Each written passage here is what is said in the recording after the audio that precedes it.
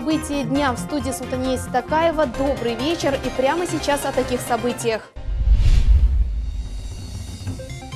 В микрорайоне Фонтаны планируют построить парк. Юные парламентарии Крыма. Какие сегодня идеи у молодежи? Образы из прошлого и настоящий крымско-татарский колорит. В Симферополе прошел конкурс «Крым-Кызы». Искусственный интеллект и машинное оборудование. В Симферопольской школе-лицее прошел урок цифры. С целью сохранения памяти в медиацентре имени Исмаила Гаспринского состоялась презентация книги «Крымчаки». В микрорайоне Фонтаны появится парк. Сейчас уже готов проект. Об этом сегодня сообщил депутат Государственной Думы Руслан Бальбек. Весной планирует полностью благоустроить территорию. Возродить вот эту традицию кошара, чтобы вот совместно со всеми жителями Фонтана осуществить вот высадку деревьев, благоустройство территории. И, конечно же, это знаковое событие для Фонтан. Уверен, что вот все жители примут участие, и закладка капсулы и начало открытия сквера либо парка в массиве Фонтаны, конечно же, будет таким хорошим и добрым действием, хорошим и добрым поступком. Парк, сквер для отдыха не только вот ближайших вот наших, это для всех наших крымских татар города, к которым люди могли прийти, там спокойно провести время, там фонтан, там стелла будет, скамейки, отдых. А вот заброшенное здание под ФАП в микрорайоне Фонтаны превратят в культурный центр, в котором создадут библиотеку и кружки, где местные жители смогут приятно проводить время и отмечать праздники. Основная задача данный объект поставить на баланс муниципалитета, в частности город Симферополя, и определить необходимое финансирование для того, чтобы завершить строительство на данном объекте и уже использовать его в качестве культурно-массового объекта или там объект под социально-культурное назначение. Иностранные граждане из числа реабилитированных народов будут поставлены на миграционный учет без пересечения границ. Реабилитированным, находящимся с нарушением сроков пребывания в целях постановки на миграционный учет, необходимо обратиться в территориальные отделы по вопросам миграции МВД в Республике Крым по месту пребывания. Это решение позволит реализовать свое право на получение вида на жительство в Российской Федерации в упрощенном порядке. Сегодняшний день однозначно не требует заезда и выезда из республики, в том числе из Российской Федерации. То есть это уже главные наши вопросы, которые были совместно с органами МВД проработаны. И, конечно же, если вдруг какая-то возникает проблема у граждан или же нужна будет консультация, то, конечно же, они всегда могут обратиться в рабочее время ежедневно в отделы по межнациональным отношениям администрации городов и районов, где они проживают, для скорейшего взаимодействия по проблемным вопросам как с нами, так и с территориальными органами МВД. Уже скоро историческая дата для Крыма. 5 лет, как полуостров воссоединился с Россией. Это период, за который можно подвести итоги. За это время развивалась не только инфраструктура социально значимой отрасли, но и общество. Правительством республики созданы все условия для активного развития крымской молодежи. Об этом подробно расскажет наш корреспондент. Наталья Тишкина, студентка 2-го курса КФУ философского факультета, учится на политолога, ведет активный образ жизни, кандидат в мастера спорта по плаванию, имеет черный пояс по айкидо, спортсменка, общественница и просто красавица. Сегодня перед Крымом стоят определенные проблемы и серьезные задачи, на которые молодежь должна обратить свое внимание. Мы должны помочь республике в решении экономических проблем. С утра студентка, вечером политик, заместитель председателя экономического комитета молодежного парламента Республики Крым. Сотни звонков, встреч, обсуждений, 24 часа в сутки на работе. Все записано, все зафиксировано. Совещания приходится проводить со своим комитетом даже во время больших перемен в университете. Очень сложно совмещать, но меня что очень радует, наши преподаватели всегда идут навстречу студентам и могут отпросить с пары, отпустить. И это очень способствует, конечно, нашей успеваемости, также и комитета. Это очень помогает. Труды и идеи молодежного парламента не остаются только обсуждением. Здесь все по-взрослому. После сбора проблем и предложений молодые парламентарии разработают законопроекты. Потом Госдума отправляет на общее слушание молодежного парламента. Далее законопроект отправит на рассмотрение в Государственный совет Республики Крым. Есть сегодня ребята, они этим занимаются, чтобы, донести какое-то конструктивное мышление. К чему призываем сегодня всю молодежь, обращаясь к молодежи Крыма? Это прежде всего, что высказывание и позиция должна быть четко аргументирована. Мы должны, наверное, сделать так, чтобы каждый молодой человек задался вопросом, кем он будет и что ему для этого необходимо сделать. Молодежный парламент – это проекция основного законодательного органа Крыма с такой же структурой. Чтобы войти в число лучших, молодые люди от 18 до 30 лет прошли 3 конкурсных этапа. Писали эссе, проходили собеседования. Обязательным требованием было собрать 50 подписей в поддержку своей кандидатуры. Конкурс проходил с большой строгостью. Многие отсеивались уже на первых этапах. Остались только лучшие, кто может и хочет изменить будущее Крыма. Асан Абибулаев, Рамазан Аливапов, Владислав Кравцов, телеканал Милет. Экспертизу школьных учебников ужесточат. Об этом сообщила министр просвещения Ольга Васильева. Ее будут проводить совместно с Российской академией наук. Теперь каждый рецензент будет нести ответственность за свою работу. Вице-президент РАН Алексей Хохлов обозначил, Российская академия наук готова участвовать в экспертизе школьных учебников. При этом сам порядок проведения процедуры должен серьезно измениться. Яркий, живой и шумной поддержкой. Несмотря на дебют, конкурс «Крым-Кызы» привлек внимание не только учеников Симферопольской школы, но и нашу съемочную бригаду. С подробностями Руслан Минаев.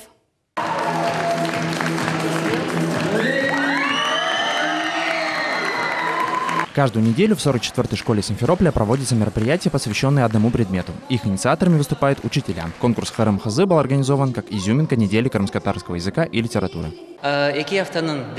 Мы готовились к конкурсу в течение 2 недель. Наши девушки старательно готовились и, на мой взгляд, очень хорошо представили себя. Наше главное желание — рассказать всем о нашей культуре, языке и наших обычаях и показать всю нашу любовь к этому. Это поможет сохранению традиций.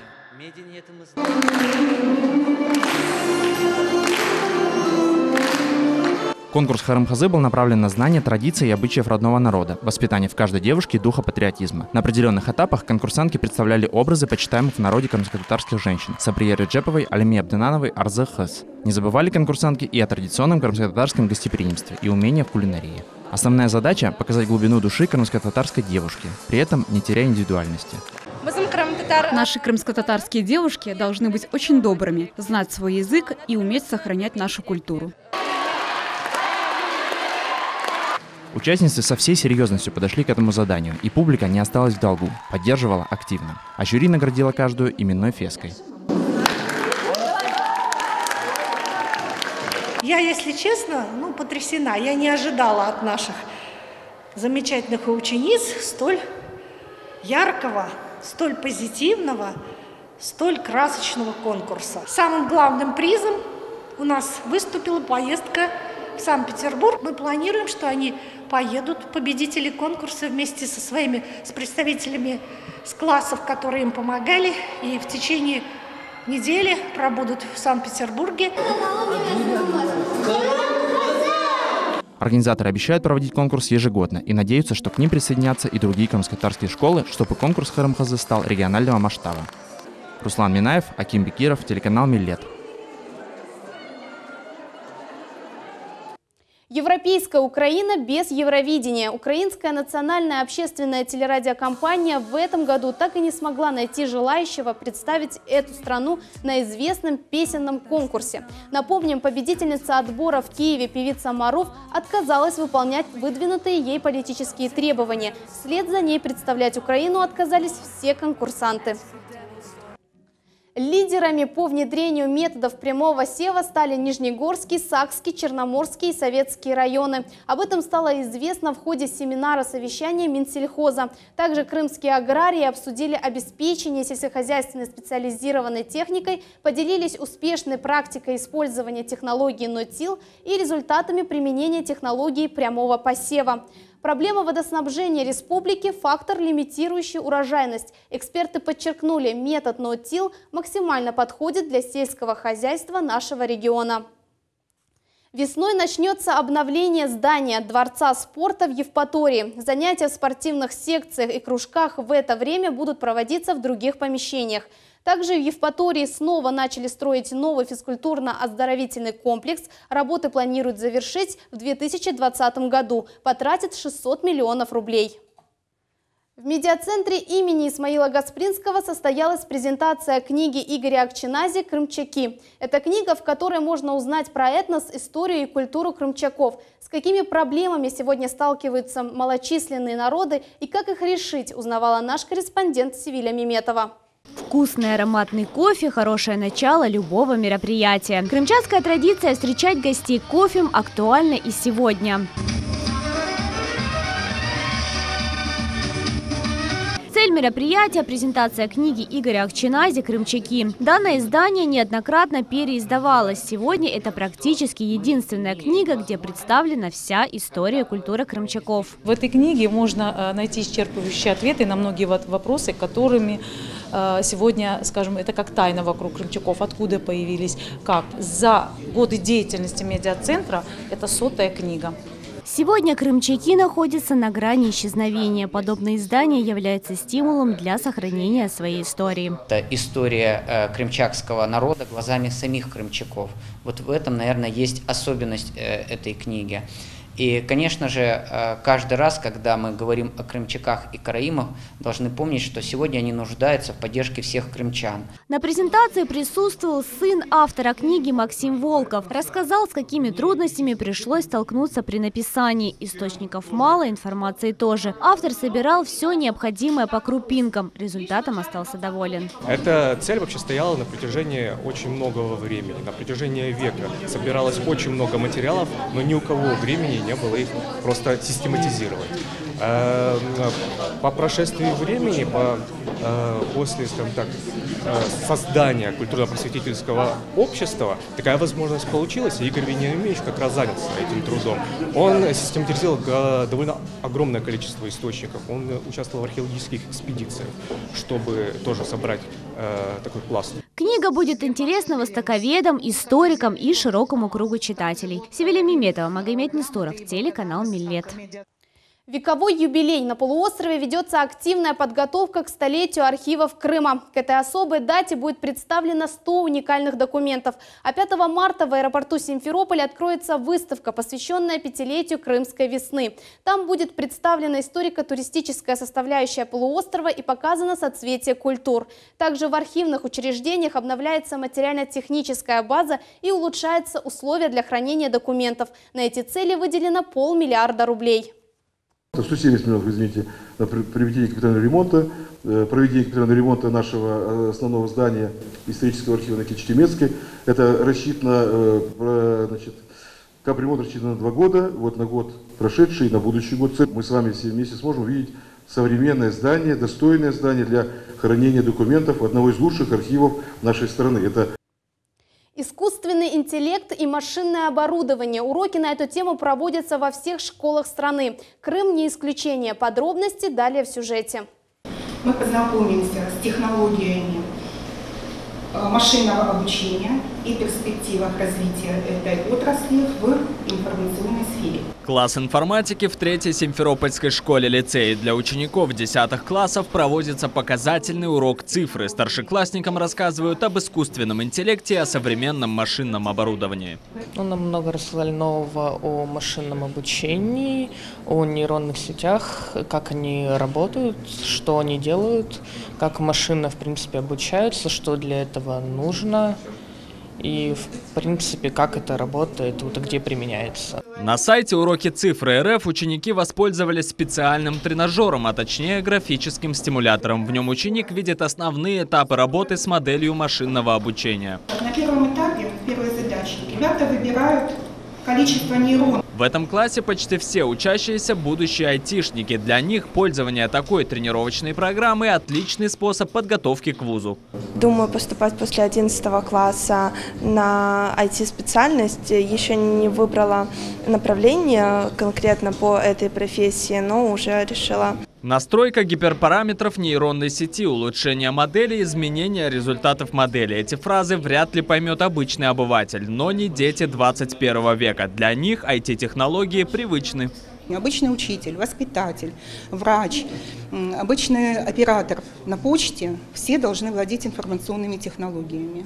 Поэтому даже бабушки сегодня и то с собой носят мобильный телефон и уже как-то пытаются владеть информационными технологиями. Необычные уроки информатики проводятся с 25 февраля по 1 марта по всей России и направлены на популяризацию новых профессий в сфере IT-технологий. Энвер Аблезис, Магомед Нестуров, телеканал Милет. Феодосия получила передвижной мобильный комплекс. Он включает цифровые аппараты для флюорографического и маммографического обследований. Об этом сообщила заместитель главного врача Феодосийского городского медицинского центра Елена Гайдамак.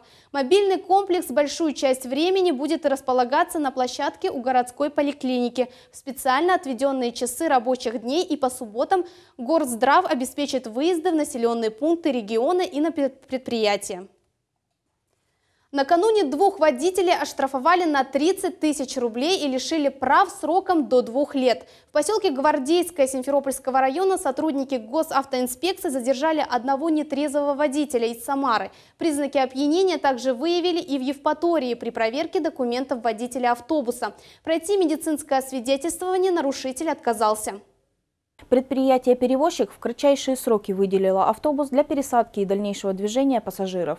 В отношении данного водителя был составлен административный протокол за отказ от прохождения медицинского освидетельствования по части 1 статьи 12.26 Кодекса об административных правонарушениях Российской Федерации. Материал был направлен в суд, и теперь водителю грозит штраф в размере 30 тысяч рублей и лишение права управления сроком до 2 лет. Всего с 21 по 27 февраля за время мероприятий «Нетрезвый водитель» от управления были отстранены 169 водителей, 9 из которых за повторное управление в состоянии опьянения, а за это предусмотрена уже уголовная ответственность.